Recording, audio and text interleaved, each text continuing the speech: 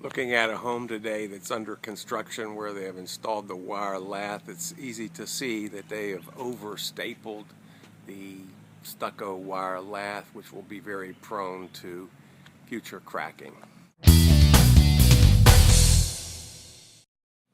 Here is a home in the same subdivision. Because of all the numerous cracking and the over-stapling, you could see the multiple cracks, and the home hasn't even been completed yet.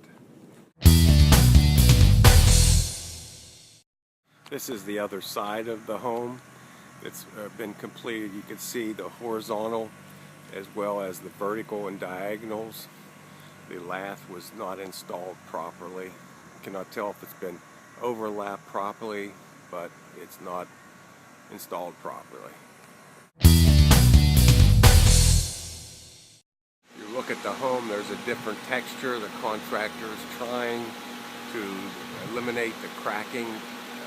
Pay close attention to the texture.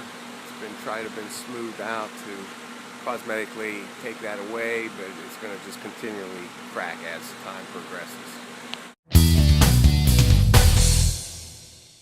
Here at the front elevation of the home, you can see that there's no mid-wall weep screed. It appears to be a casement beading installed.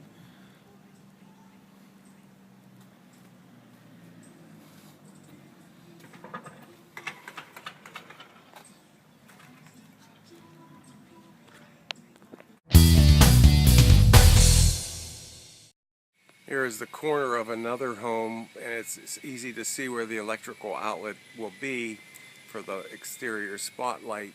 The water will get behind the cladding and cause a moisture intrusion problem.